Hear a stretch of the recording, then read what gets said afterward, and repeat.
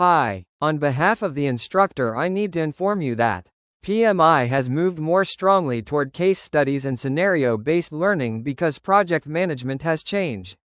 Projects today are more complex, cross-functional, and fast-moving, so professionals must do more than follow processes. They must think critically, adapt quickly, and apply principles in context. PMI's direction reflects this reality by emphasizing ways of working, power skills, and business acumen through realistic examples. Case studies also improve learning by making concepts easier to understand and remember. They provide lessons learned, practical insight, and measurable outcomes. This helps project professionals prepare for real challenges, not just exams. That is why PMI increasingly values case studies as a stronger method for building capability in 2026. Let's solve one case study together. Hop in.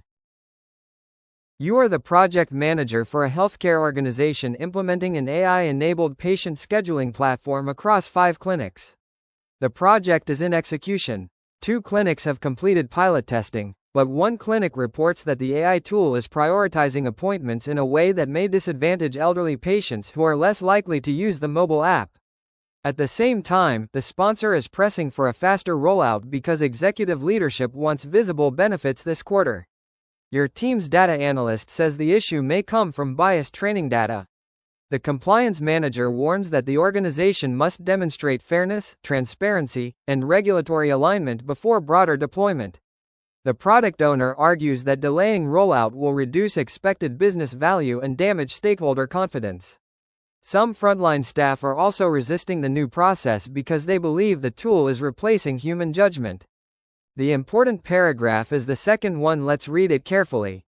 Your team's data analyst says the issue may come from biased training data. The compliance manager warns that the organization must demonstrate fairness, transparency, and regulatory alignment before broader deployment. The product owner argues that delaying rollout will reduce expected business value and damage stakeholder confidence. Some frontline staff are also resisting the new process because they believe the tool is replacing human judgment. A dashboard shows pilot adoption rate 78%, scheduling efficiency improvement 22%, patient complaint rate at 1 clinic increased from 2% to 9%. Planned rollout date 3 weeks from now. Question 1. What should the project manager do next? A. Proceed with rollout to maintain schedule and address fairness issues in a later release. B. Escalate immediately to the sponsor and request cancellation of the project.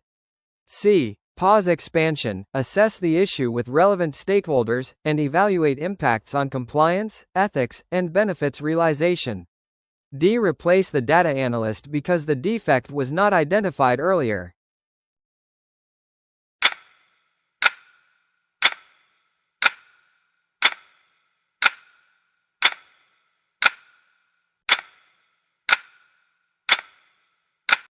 Best answer is C. Why? As a project manager, you need to balance value delivery with risk, stakeholder engagement, and governance.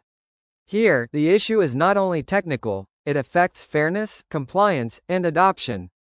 The next logical step will be structured assessment and stakeholder collaboration before scaling.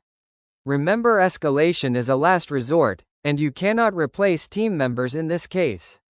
Proceeding is not advised before assessment. Question 2. Which stakeholder should the project manager engage first to support an effective decision? A. Procurement manager. B. Compliance manager and sponsor. C. External software vendor only. D. A clinic receptionist selected at random.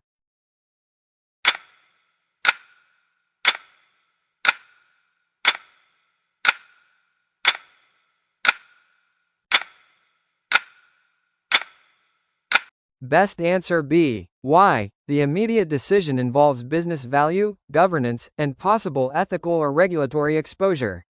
The compliance manager and sponsor are central to an informed response. Question 3. What is the most important project management concern in this scenario? A. The team missed a chance to improve productivity further. B. The project may fail to deliver value sustainably because rollout speed is being prioritized over responsible outcomes. C. The mobile app should be redesigned before any meetings occur. D. The pilot should be declared complete because efficiency improved.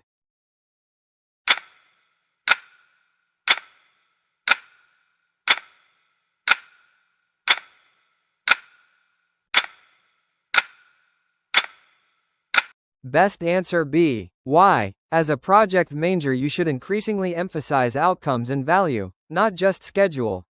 A rollout that creates bias, complaints, or non-compliance can undermine benefits and stakeholder trust.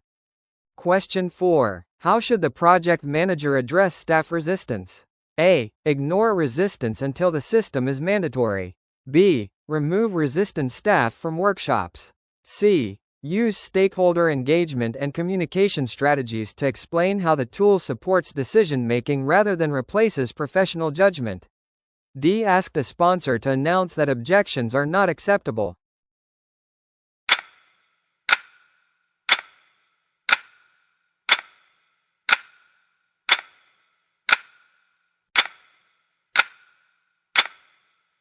Best answer C. Why? As a project manager, you need to engage stakeholders, address concerns, and build adoption and consensus as much as possible through communication and involvement rather than authority alone. D is escalation, and this is a last resort, thus eliminated as wrong answer. You cannot remove resistant staff, you should get their buy-in. Ignoring resistance is not a good option because you need to build adoption.